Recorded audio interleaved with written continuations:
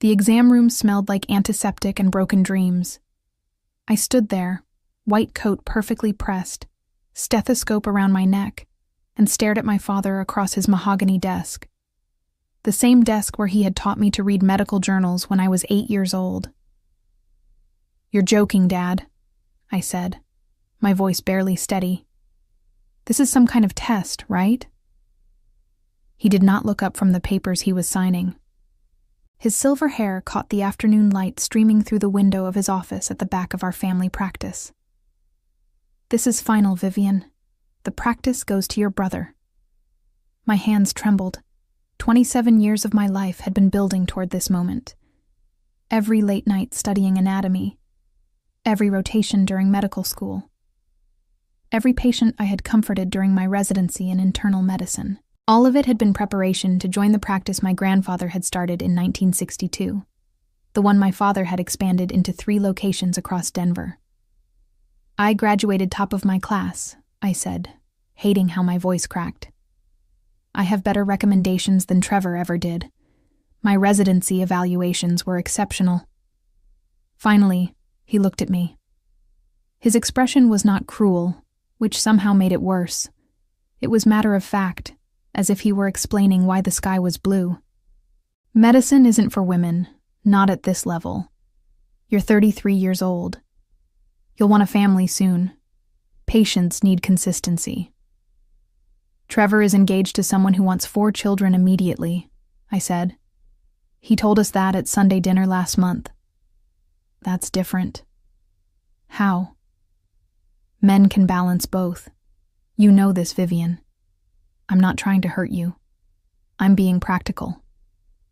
He stood up and walked to the window, hands clasped behind his back. "Your brother needs this." He struggled to find his footing. The practice will give him purpose, stability. The injustice of it pressed against my chest like a physical weight. Trevor had barely passed his boards. He had changed specialties twice during residency, finally settling on internal medicine only because it was what our father wanted. He had no passion for patient care, no dedication to the continuous learning that medicine demanded. But he had something I did not. He was a man. "I've prepared for this my entire life," I whispered. "Then you'll understand that sometimes we don't get what we want." My father turned back to me. "I've arranged a position for you at Denver Community Hospital. It's a good opportunity. You'll have your own career, your own path. I don't want my own path. I want our family's path. The one you promised me since I was 7 years old, and you let me shadow you during Saturday appointments. Things change. Expectations change." He walked back to his desk and sat down, picking up his pen again. The conversation was over in his mind. "Trevor starts next Monday. I'm announcing it to the staff tomorrow afternoon." I stood there for another moment, waiting for him to look up again, to see me, to remember all the promises he had made. But he just kept signing papers, and I realized that to him, I had already left the room. I walked out of his office, through the hallway lined with photos of 3 generations of doctors in our family. All men. My grandmother had been a nurse. My aunt had managed the billing department. The women in our family supported the practice. They did not lead it. The other physicians were seeing patients. I could hear Dr. Harrison's gentle voice in room 3, explaining blood pressure medication to an elderly patient. In room 5, Dr. Webb was laughing at something. The sounds of the practice I had dreamed of joining since childhood. I drove home in a daze. My apartment felt too quiet. I sat on my couch and stared at my medical degree on the wall. Dr. Vivian Walsh, it said in elegant script. 4 years of undergraduate work. 4 years of medical school. 3 years of residency. All of it meaningless because of an accident of biology. My phone buzzed. A text from my mother. "Your father told me about his decision. I'm sorry, sweetheart. Maybe it's for the best. You could find a nice husband, start a family. Being a doctor is so demanding." I threw my phone across the room. The next morning I woke up with clarity I had not felt in years. Anger had burned away during the night, leaving something harder and brighter in its place. Determination. I called Dr. Patricia Owens, a mentor from my residency who now ran her own practice in Seattle. When I explained what had happened, she was silent for a long moment. "I'm not surprised," she finally said. "I'm disappointed, but not surprised. Your father is old school in the worst way. I need advice. You need a battle plan."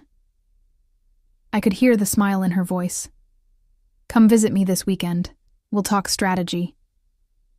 I flew to Seattle that Saturday. Patricia met me at a coffee shop near her practice, a modern building with floor-to-ceiling windows and a waiting room that looked nothing like my father's traditional setup.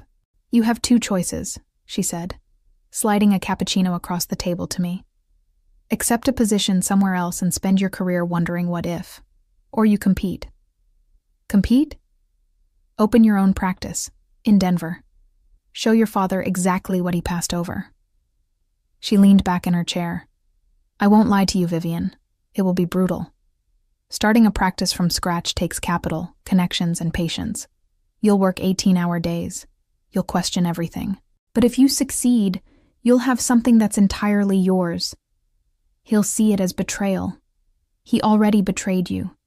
He broke every promise he ever made about your future." Patricia's expression was fierce. "You don't owe him protection from the consequences of his own sexism." The idea terrified me. It also thrilled me in a way I had not expected. "I have some savings," I said slowly. "About 80,000 from my residency and some investments my grandmother left me." "That's a start. You'll need more. Business loans, probably investors." She pulled out her phone and started typing. "I know people. Let me make some calls." Over the next 3 months, I worked my position at Denver Community Hospital during the day and built my business plan at night. Patricia connected me with a healthcare consultant who had helped dozens of physicians start their own practices. I met with bankers, lawyers, and real estate agents. The more I learned, the more I realized how unprepared Trevor was for what he was inheriting. My father was handing him a turnkey operation, but my brother had no idea how to manage staff, negotiate with insurance companies, or handle the 1,000 small crises that arose in a medical practice every week. I found the perfect location in April. A recently renovated building in a growing neighborhood in Denver, close enough to my father's main office to draw from the same patient population, but far enough away to feel independent. The rent was steep, but the space was beautiful, bright, modern, with enough room for 4 exam rooms, a small lab, and a comfortable waiting area. My loan officer initially laughed at my proposal. "You want to compete with an established practice that's been in the community for 60 years? "I want to offer better care," I corrected. "Modern technology, extended hours, a patient-focused approach." "And you think that will be enough?" I looked him directly in the eye. "I was top of my class at Johns Hopkins. I have outstanding references, and I'm willing to work harder than anyone else in this city." I slid my detailed business plan across his desk. "I'm not asking for charity. I'm asking for an investment in something that will succeed." He approved the loan. By June, construction on my practice was underway. I hired a contractor who specialized in medical offices. Every decision felt momentous. The color of the walls, the type of exam tables, the software system for patient records. I chose everything my father's practice was not. Warm colors instead of clinical white, comfortable furniture instead of rigid chairs, a digital system that allowed patients to access their records online. I had not told my family what I was doing. My mother called weekly, asking if I had met anyone nice at the hospital. My father never called at all. Trevor sent occasional texts about how overwhelmed he was with the practice, asking questions that revealed just how little he understood about the business of medicine. I did not respond. In August, I hired my first staff member, a nurse practitioner named Joyce, who had 20 years of experience and had grown frustrated with the bureaucracy at her hospital job. When I explained my vision for the practice, her eyes lit up. "Patient-centered care," she said. "Actual time with each person, not rushing them through in 10 minutes. Exactly. When do I start?" The practice opened on September 15th. I had sent announcements to every address in a 3-mile radius, advertising same-day appointments, extended evening hours, and a free initial consultation. I had also made sure to mention that I had trained at Johns Hopkins and completed my residency at Denver Presbyterian, 2 credentials that matched or exceeded anything my father's practice could claim. My first patient arrived at 8 in the morning, a woman named Dorothy who was 72 and had been going to my father's practice for 30 years. "I saw your flyer," she said, settling into a chair in my office. "It mentioned evening appointments?" "Tuesday and Thursday until 8 p.m., I confirmed. "I know many people have trouble taking time off work for medical visits." "Your father's office closes at 4:30. Dorothy shook her head. "I've been trying to get my blood work done for 3 months, but I can't afford to keep leaving work early. My boss is understanding, but there's a limit." I spent 45 minutes with Dorothy that first morning. I reviewed her medications, updated her vaccinations, and scheduled her for blood work that afternoon. When she left, she was smiling. "This is what a doctor's visit should feel like," she said. "Thank you, Dr. Vivian." 6 more patients came that first day. 3 were new to the area, 2 were dissatisfied with their current doctors, and 1 was another longtime patient of my father's practice who had seen my announcement and was curious. By the end of the first week, I had seen 32 patients. By the end of the first month, I had over 100 in my system, with more calling every day to schedule appointments. Joyce was invaluable. She handled the administrative chaos that came with a new practice while also seeing patients herself for minor illnesses and routine checkups. We worked 12-hour days, sometimes longer, but there was an energy to it that felt electric. "You're building something real," Joyce told me one evening as we locked up the office. "People are talking about this place, good things." I allowed myself to feel proud. Then I went home and worked on marketing materials for another 3 hours. In October, I ran into one of the doctors from my father's practice at a medical conference. Dr. Harrison looked uncomfortable when he saw me approach. "Vivian," he said carefully, "I heard you opened your own practice. News travels fast. Your father is not pleased." He glanced around as if worried someone might overhear. "He's been asking questions about your patient numbers, your financing. I think he's concerned." "Concerned? Between you and me?" Dr. Harrison leaned closer. "We've lost about 40 patients in the last 2 months. Most of them mentioned they were trying your practice because of the evening hours or the shorter wait times." He straightened up. "Your father is trying to figure out how to respond." I felt a thrill of satisfaction that I immediately felt guilty about. Then I reminded myself that my father had chosen this. He had decided I was not good enough because of my gender. If his practice was suffering now, it was because he had underestimated me. "I hope those patients are getting good care," I said neutrally. "I'm sure they are. You were always excellent." Dr. Harrison hesitated. "For what it's worth, I thought your father's decision was wrong. I told him so." "Thank you. That means a lot." He nodded and walked away, leaving me standing in the conference hallway with a growing sense of purpose. This was working. My practice was not just surviving, it was thriving, and my father was noticing. November brought a cold snap to Denver, and with it, a wave of flu and respiratory infections. My practice was slammed. I hired a second nurse and extended our hours even further. We were open from 7 in the morning until 8 at night, 6 days a week. The exhaustion was real, but so was the satisfaction. Every patient who chose my practice over my father's felt like a small victory. Every positive review online, every referral from a satisfied patient, every call from someone who had heard good things about the care we provided. I was building something that mattered, something that was mine. On a Friday evening in late November, I saw my last patient out and locked the front door. Joyce had left an hour earlier, exhausted, but happy. The office was quiet, except for the hum of the heater. I sat at my desk and pulled up the financial reports on my computer. The numbers were better than projected. If this pace continued, I would be profitable within 18 months instead of the 3 years I had originally estimated.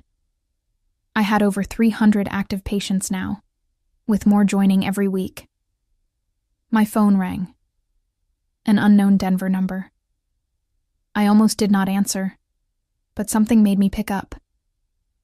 Vivian. My father's voice was cold. We need to talk. I had not heard my father's voice in 8 months. The sound of it sent a jolt through my system, half fear and half vindication. "Hello, Dad," I said, keeping my own voice level.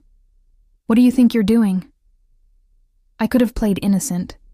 Instead, I chose honesty. "I'm practicing medicine, just like you taught me." "You're sabotaging our family practice." His voice rose slightly. "You're stealing patients who have been with us for decades." "I'm not stealing anyone. I'm providing care to people who choose to come to me." I leaned back in my chair, phone pressed to my ear. They're allowed to choose their own doctors. This is vindictive. You're doing this to punish me. The accusation stung, because it was partially true, but it was not the whole truth. "I'm doing this because you told me I wasn't good enough to join our family practice, so I built my own. I never said you weren't good enough. You said medicine wasn't for women. You gave my birthright to Trevor because he has different anatomy. If that's not saying I'm not good enough, then I don't know what is." Silence on the other end of the line. Then, "We should meet. Discuss this face to face." "Why? Are you going to offer me a position now that I'm competition?"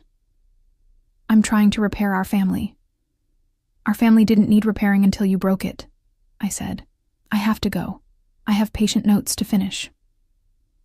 I hung up before he could respond. My hands were shaking. The weekend passed in a blur of anxiety and second-guessing. Had I been too harsh? Should I have agreed to meet with him? But every time I considered calling him back, I remembered standing in his office, hearing him dismiss everything I had worked for. Monday morning brought a surprise. Trevor was waiting outside my practice when I arrived to unlock the door at 6:45 a.m. "We need to talk," he said. He looked terrible. His face was drawn, his eyes tired. The expensive suit my father had probably bought him hung poorly on his frame, as if he had lost weight. "Make it quick," I said, unlocking the door. "I have patients starting at 7. He followed me inside. I did not offer him coffee or a seat. I went to my office and started pulling up patient files for the day. "Dad is furious," Trevor said from the doorway. I gathered that from his phone call Friday night. "You don't understand. He's talking about expanding the practice, lowering prices, extending hours. He's trying to figure out how to compete with you." Trevor ran a hand through his hair. "He's making my life hell, Vivian. Every day he's comparing our patient numbers to yours, asking why we're losing people, demanding I come up with strategies." I looked up at him. "And what do you think you deserve from me? Sympathy?" "I didn't ask for any of this." "Yes, you did. You accepted the position that should have been mine. You didn't object when Dad decided I wasn't good enough because of my gender." My voice was sharp. "You benefited from sexism, Trevor. Don't expect me to feel sorry for you now that there are consequences. I knew you'd be angry, but I didn't think you'd go this far." "This far?" "I opened a medical practice. I'm providing excellent care to patients. What exactly is the problem?" "You're destroying our family." I stood up and walked around my desk until I was facing him directly. Dad destroyed our family when he broke his promise to me. When he decided that 60 years of tradition mattered less than his outdated views about women. I'm just living my life, Trevor. If that happens to impact the family practice, maybe Dad should have thought about that before he excluded me. Trevor stared at me. You really hate us. I don't hate you. I'm just done putting your comfort and Dad's ego ahead of my own career and dignity. I checked my watch. You need to leave. My first patient will be here in 10 minutes. He left without another word. Joyce arrived 5 minutes later and found me standing by the window, arms crossed, trying to calm down. Everything okay? She asked. Family drama. The worst kind. She squeezed my shoulder. Don't let them get in your head. What we're doing here matters. The patients love you. The reviews are stellar. Let your father and brother deal with their own problems. She was right, but it was hard. For the next 2 weeks, I threw myself into work with renewed intensity. I started offering flu vaccination clinics on Saturday mornings. I partnered with a local laboratory to provide faster test results. I implemented a patient portal system that allowed people to message me directly with non-urgent questions. Every innovation was designed to provide better care than my father's practice. And every innovation worked. By mid-December, I had over 400 active patients. I hired a third staff member, a medical assistant named Kevin, who had just graduated from his program and brought fresh energy to the practice. We were seeing 50 to 60 patients a day between Joyce, myself, and Kevin. The local newspaper ran a feature about new healthcare providers in Denver. They interviewed me for 20 minutes and took photos of the practice. When the article came out, it emphasized my credentials, my patient-centered approach, and my extended hours. It mentioned that I came from a family of physicians, but was building my own path. My father called again that night. You talked to the press, he said without preamble. I gave an interview about my practice. Yes. You made it sound like our practice is outdated. I never mentioned your practice specifically. The implication was clear. His voice was tight with anger. You've always been stubborn, Vivian, but this is beyond stubbornness. This is spite. This is my career, I said. I'm sorry if my success makes you uncomfortable, but I'm not going to apologize for building something I'm proud of. Your mother is devastated. The guilt trip was predictable, but still effective. I closed my eyes. Mom is devastated because you're making this into a war. I opened a medical practice. That's all. If you had supported me instead of excluding me, we could have all been working together. So this is my fault? Yes, Dad, it is. He hung up.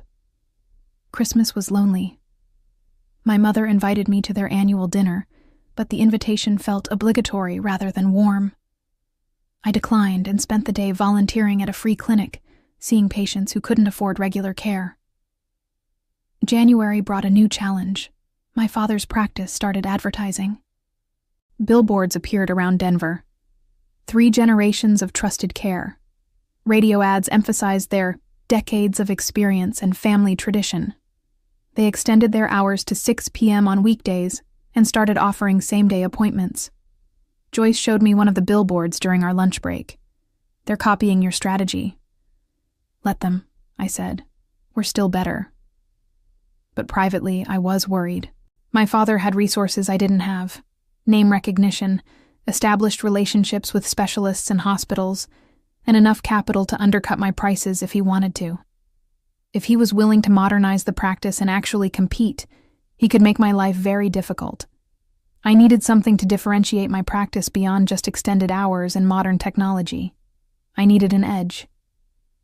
The answer came from an unexpected source. Dorothy, my very first patient.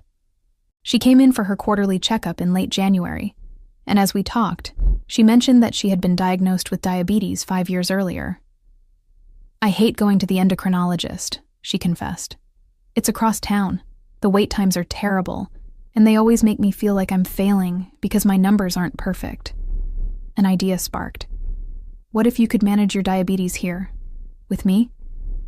Can you do that? I'd need to get additional certification in diabetes management, but yes, it would take a couple of months of study, but I could absolutely provide that care. I leaned forward. What if we offered comprehensive chronic disease management here? Diabetes, hypertension, high cholesterol. Everything coordinated in one place instead of sending patients to 5 different specialists. Dorothy's face lit up. That would be amazing. I spent the next 3 months getting certified in diabetes management and chronic disease care. I took online courses at night, studied during lunch breaks, and passed 3 separate certification exams. By April, I was officially qualified to manage complex chronic conditions. I sent letters to all my patients who had diabetes, hypertension, or high cholesterol, offering comprehensive management plans. The response was overwhelming. Within 2 weeks, I had 30 patients enrolled in chronic disease programs. The beauty of it was that these patients needed frequent monitoring, which meant regular visits, which meant steady income and stronger relationships. And unlike my father's practice, which sent patients to specialists for everything, I was providing coordinated, comprehensive care. Joyce helped me develop protocols and tracking systems. Kevin managed the additional scheduling complexity. We were working harder than ever, but the practice was growing faster than I had ever projected. My father noticed. Of course he did. In May, I got a certified letter from a lawyer. My father was threatening legal action, claiming I was engaging in unfair competition and violating patient privacy laws by targeting his former patients. I took the letter to my own lawyer, a sharp woman named Victoria, who specialized in healthcare law. "This is garbage," she said after reading it. "You haven't violated anything. Patients have the right to choose their own doctors. You haven't accessed any confidential information from his practice. He's just angry and trying to intimidate you." "Will it work?" "Not unless you let it." Victoria tossed the letter on her desk. "Write a response through me. We'll make it clear that you're willing to defend yourself in court if necessary, but that you've done nothing wrong." The response we sent was professional but firm. We pointed out that competition was legal, that patients had autonomy, and that nothing I had done violated any laws or ethical standards. We also made it clear that if my father wanted to pursue legal action, we would countersue for harassment. He backed down. But the damage to our family was complete. My mother stopped calling. Trevor unfriended me on social media. I was effectively erased from family events and conversations. It hurt more than I wanted to admit. But every time I felt weak, I walked through my practice and saw the patients I was helping. I read the thank you notes people sent. I looked at the financial reports that showed a thriving, growing business. I had proven my father wrong. That had to be enough. In June, something unexpected happened. Dr. Harrison, one of the senior physicians from my father's practice, came to visit me. "I'm retiring," he said without preamble. "I'm 67. My wife wants to travel, and I'm tired of the politics." "Congratulations," I said, unsure why he was telling me this. "I want to refer my patients to you. All of them." I stared at him. "What?" "I have about 200 active patients. Most of them have been with me for years. They trust me." He pulled out a folder. "I've talked to many of them about you. They're willing to transfer their care if I recommend it." "Why me? Why not keep them at the practice?" Dr. Harrison's expression was sad. "Because your father has made that place toxic. He's obsessed with competing with you. He's pushing Trevor too hard. The other doctors are miserable, and I don't want my patients caught in the middle of a family war." He slid the folder across my desk. "You're a better doctor than your brother, Vivian. You always were. My patients deserve the best care possible." Tears stung my eyes. "Thank you. You earned it." The transfer of patients happened over the next 6 weeks. Not all of them came to me, but about 150 did. My practice suddenly had over 500 active patients. I had to hire another physician, a recent residency graduate named Thomas, who was enthusiastic and skilled. We moved to a larger space in August, taking over the entire second floor of the building. 4 more exam rooms, a proper lab, a dedicated area for chronic disease management. The renovation cost was steep, but the bank approved the loan without hesitation. My practice was profitable, growing, and respected. I was exhausted and exhilarated in equal measure. September marked 1 year since I had opened my practice. I threw a small celebration for the staff, dinner at a nice restaurant, bonuses for everyone, and heartfelt thank yous for their dedication. "You built something incredible," Joyce said, raising her water glass. "From nothing to this in 1 year. That's remarkable." "We built it," I corrected.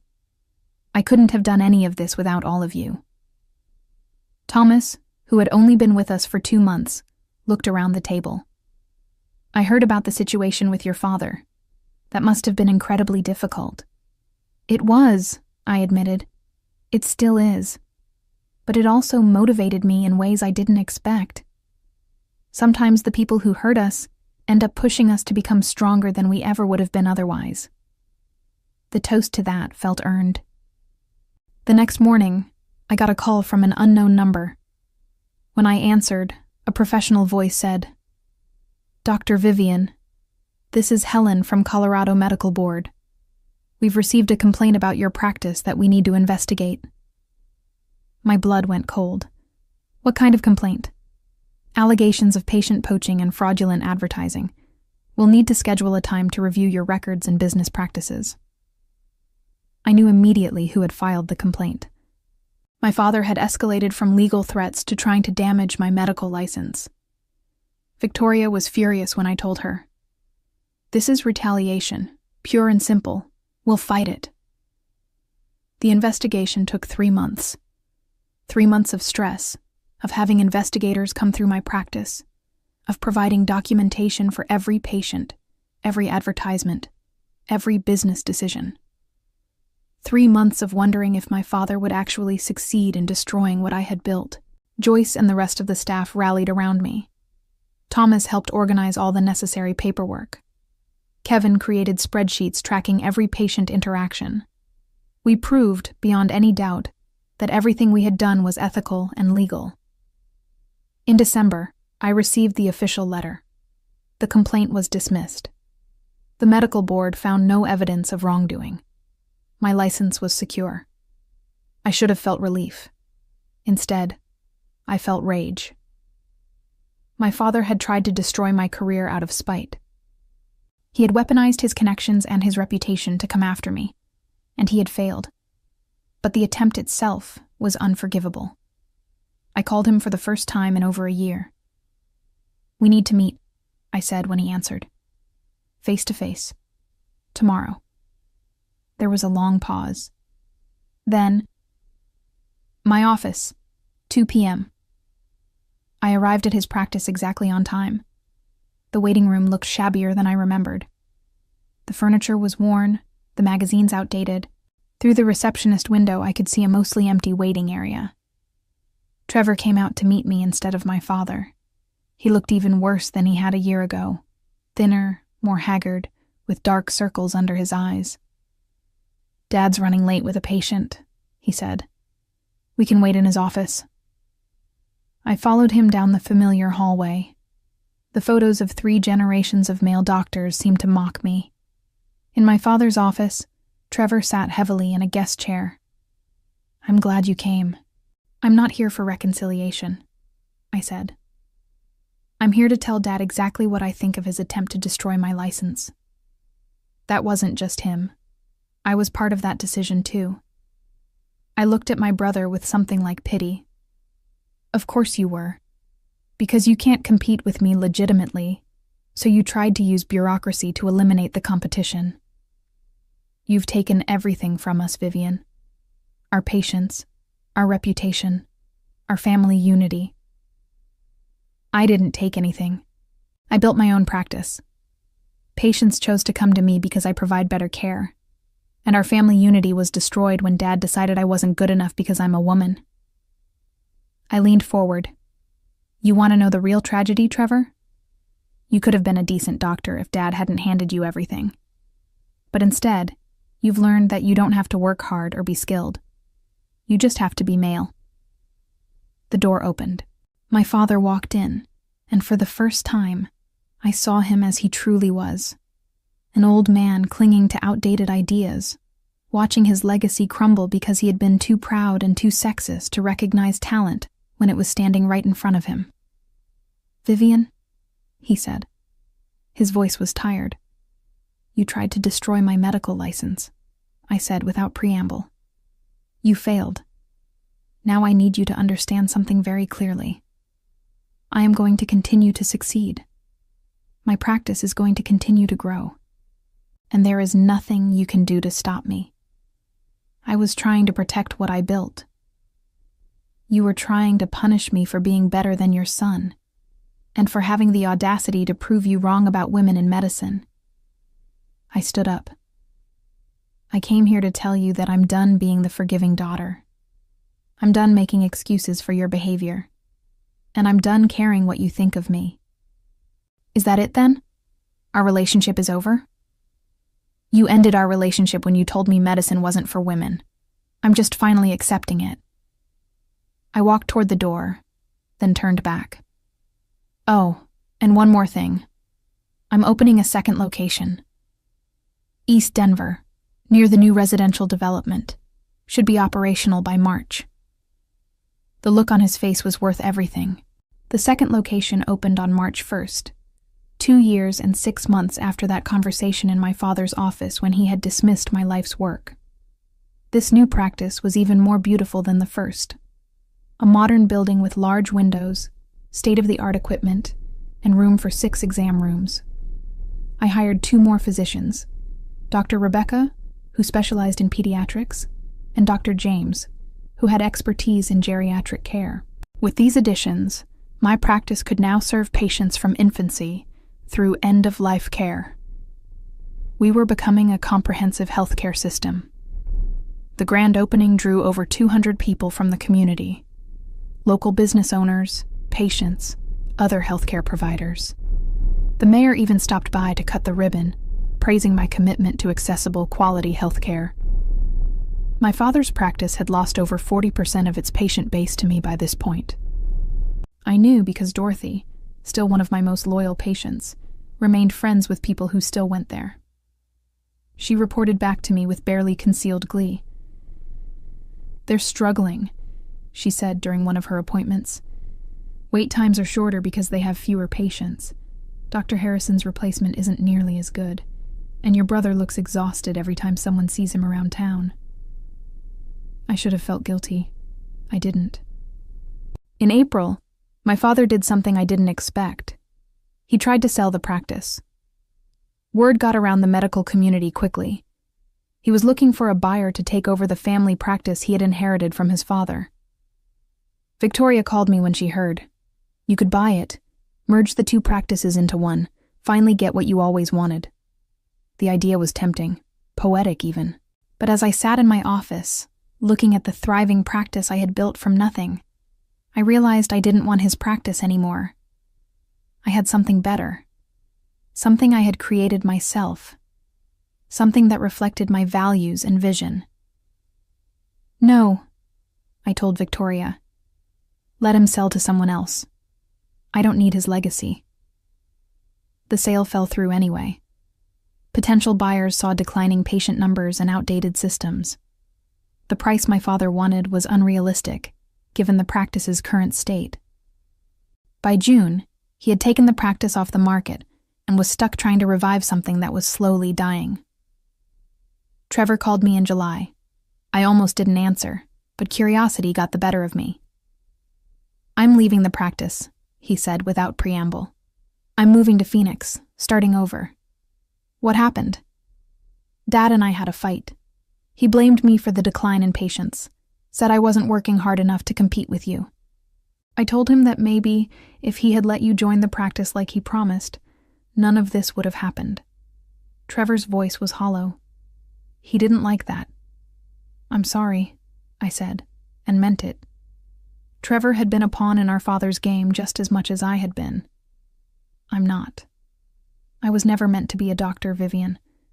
I did it because Dad wanted me to, but I hate it. I'm going to do something else. Maybe business, maybe teaching. Anything but medicine.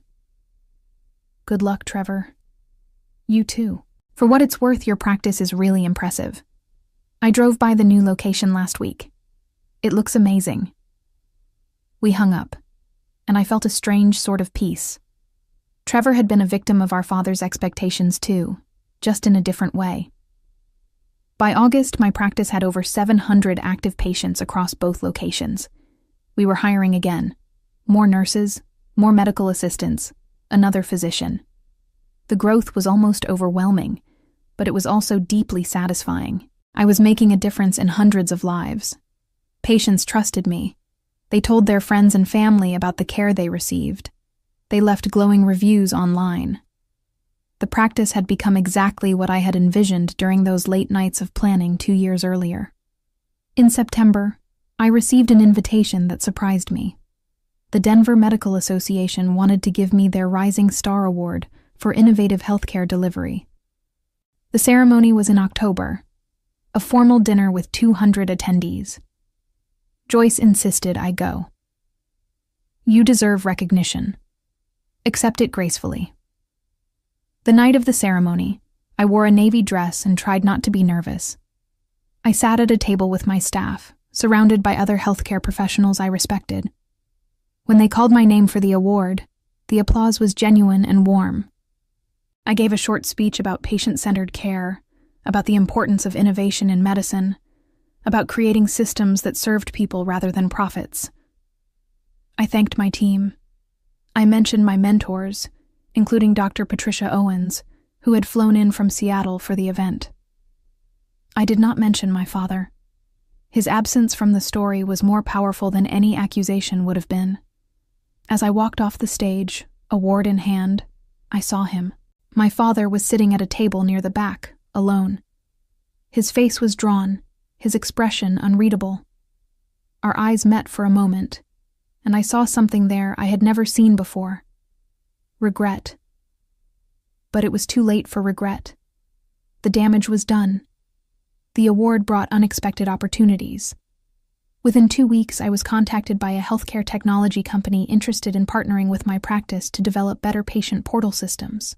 A local university asked if I would teach a course on practice management for medical students.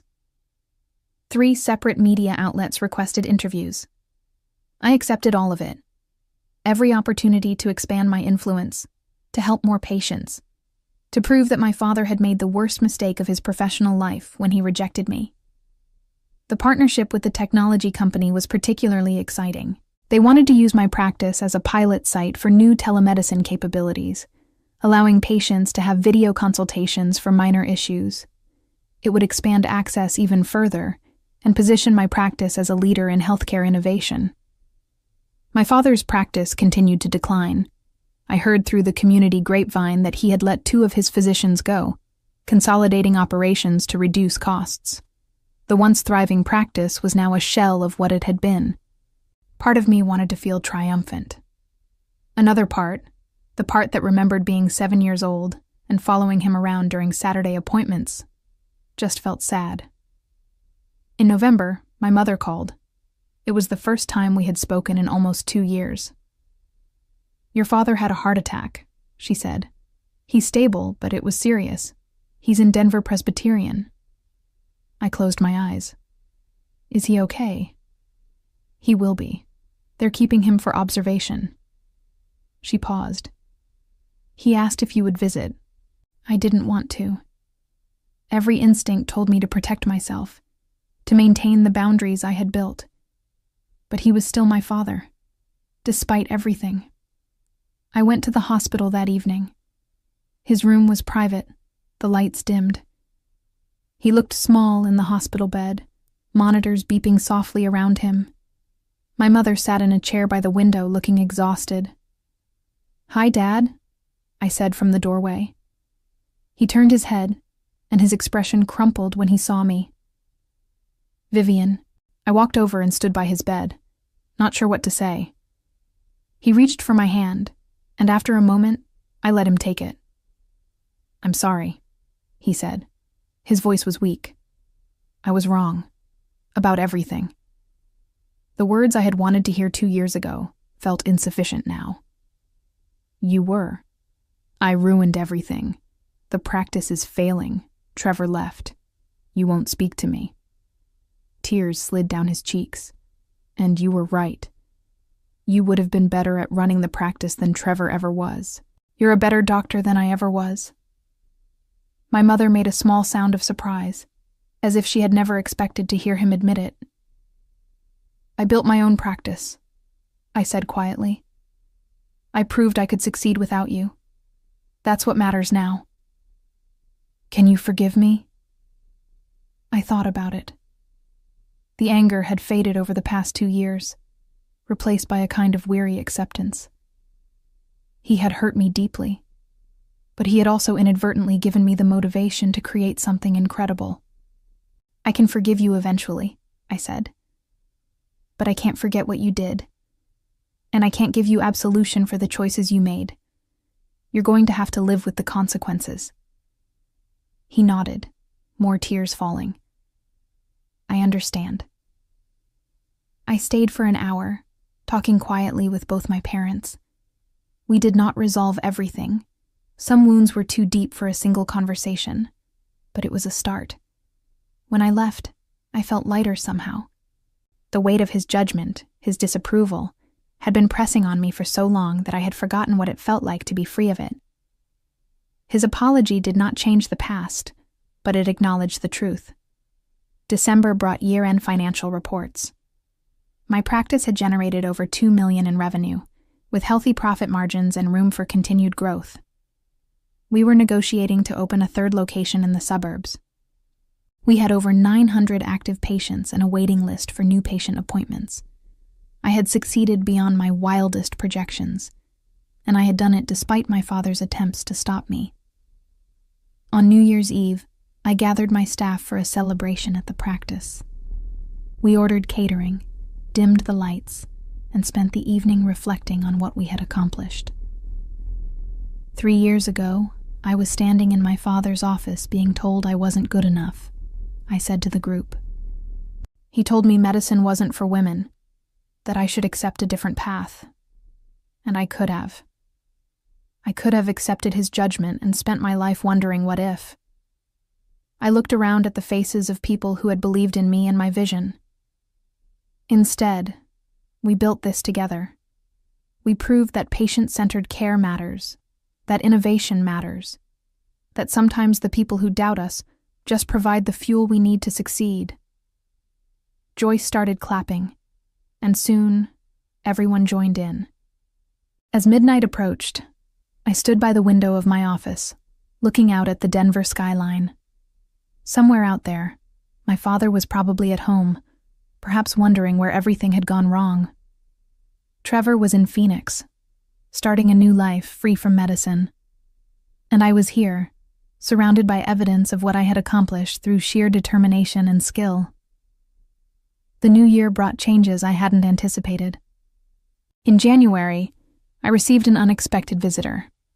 A representative from a national healthcare organization that was interested in franchising my practice model. They wanted to replicate what I had built in other cities, creating a network of patient-centered practices that prioritized accessibility and innovation. "You've created something special here," the representative, a woman named Patricia, said. She was not the same Patricia who had mentored me, but she had the same sharp intelligence. "We've been watching your growth. Your patient satisfaction scores are exceptional. Your retention rates are well above industry standards, and your financial performance proves the model is sustainable. I'm not sure I want to franchise," I said carefully. "This practice is personal to me." "We understand, but think about the impact you could have. Hundreds of communities could benefit from your approach to healthcare. You could mentor other physicians who are trying to start their own practices. You could change the industry." I told her I would think about it. Over the next month, I discussed the opportunity with Joyce, with my lawyer Victoria, and with Dr. Patricia in Seattle. The consensus was that it was a remarkable opportunity, but also a massive undertaking that would change everything about my work. "You've already proven your point," Patricia told me during a phone call. "You've shown your father he was wrong. You've built a successful practice. The question is, what do you want to do next?" I realized I wanted to keep building, not out of spite or revenge, but because I genuinely loved what I was doing. I loved patient care, I loved innovation, and I loved the idea of helping other physicians create their own success stories. I agreed to a pilot program. My organization would partner with 3 new practices in other cities, providing consultation and support as they launched. If it worked, we could expand from there. My father sold his practice in March. The buyer was a corporate healthcare group that planned to modernize the facility and rebrand it completely. The 60-year legacy of our family practice ended with a signature on a contract. My mother called to tell me. "He's taking it hard," she said. The practice was his identity. "I know," I said. And I did understand, even if I couldn't muster much sympathy. He had chosen pride over family, tradition over talent. The loss of the practice was a consequence of those choices. "He wants to know if you're hiring." I almost laughed. "Is he serious?" "I think he wants to be close to you somehow, to be part of what you've built." I thought about it for exactly 2 seconds. "No, I'm not hiring him. He made his choice 2 years ago. He doesn't get to undo it now that his decision backfired." My mother sighed but didn't argue. The 3 pilot practices launched in May, June, and July. I traveled to help with the openings: Atlanta, Portland, and Austin. In each city, I worked with passionate physicians who were tired of corporate medicine and wanted to create something better. I shared everything I had learned, the mistakes I had made, the strategies that had worked, the importance of patient relationships. It was fulfilling in a way I hadn't expected. I was building a legacy that was bigger than my own practice, bigger than my family's history. I was changing healthcare. In August, my father showed up at my original practice unannounced. Joyce came to my office looking uncertain. "Your father is in the waiting room. He says he just wants to talk." I could have sent him away. Instead, I told Joyce to give me 5 minutes and then show him in. When he entered my office, he looked older than his 68 years. The heart attack had aged him, but so had the loss of the practice and everything he had believed defined him. "Thank you for seeing me," he said, standing awkwardly near the door. "Sit down, Dad." He sat. For a long moment, neither of us spoke. "I've been following your expansion," he finally said. "The practices in other cities. The award you won. The interview in that medical journal." He shook his head. "You've accomplished more in 3 years than I did in 40. "I had good training," I said. It wasn't generous, but it was true. For all his faults, he had taught me to be an excellent physician. "I came to tell you I'm proud of you. I should have said it years ago, but I was too stubborn, too invested in my own ideas about how things should be." He looked directly at me. "You proved me wrong about everything, and I'm glad you did." The apology felt more genuine than the one in the hospital, maybe because it wasn't prompted by illness or fear, but by honest recognition. "Thank you," I said. "I also came to ask if there's any way I can be part of your life again." "Not professionally," he added quickly. "I know I don't deserve that, but as your father, if that's possible." I considered it. The anger had faded, replaced by something more complex. Understanding that he was human, flawed, capable of change, but also of inflicting deep wounds. Forgiveness didn't mean forgetting. It didn't mean pretending the past hadn't happened. "We can try," I said carefully. "But it has to be on my terms. No expectations. No trying to give me advice about how to run my practice. You lost that right when you excluded me." "I understand. And you need to acknowledge, Really acknowledge that what you did was wrong. Not just to me, but to every woman who ever wanted to be more than what you thought they should be." He nodded slowly. "I was raised in a different time, but that's no excuse. I made your life harder because of my prejudices. I almost destroyed what could have been a partnership with an extraordinary doctor. I'm sorry, Vivian. Truly. It wasn't enough to erase the pain, but it was something." Over the following months, my father and I rebuilt a relationship. It was different from before. Careful, boundaried, with the clear understanding that I was in charge of my own life. He came to Sunday dinners I hosted for the practice staff. He met some of my patients and saw firsthand the kind of care I provided. He never offered unsolicited advice, and when I did ask his opinion on something, he gave it humbly. My mother told me privately that losing the practice and nearly losing me had changed him fundamentally. He had started volunteering at a free clinic, providing care to uninsured patients. He had joined a mentorship program for young female physicians. He was trying to atone. I didn't know if it was enough, but it was his journey to make. By the end of my 3rd year in practice, I had 1,500 patients across 3 locations. The franchise program was expanding to 7 more cities. I had been featured in national medical journals and had been invited to speak at conferences around the country. I had proved everything I needed to prove. In the months that followed, my father watched his own world shrink considerably. The sale of the practice left him with money, but no purpose. His reputation in the Denver medical community suffered as word spread about why I had left to start my own practice, and how he had tried to sabotage me with the medical board complaint. Former colleagues distanced themselves. Younger physicians viewed him as a relic of a sexist past. He tried to volunteer at various clinics, but his outdated approaches and diminished credibility meant few wanted his help. Trevor, settled in Phoenix and working in medical equipment sales, maintained minimal contact.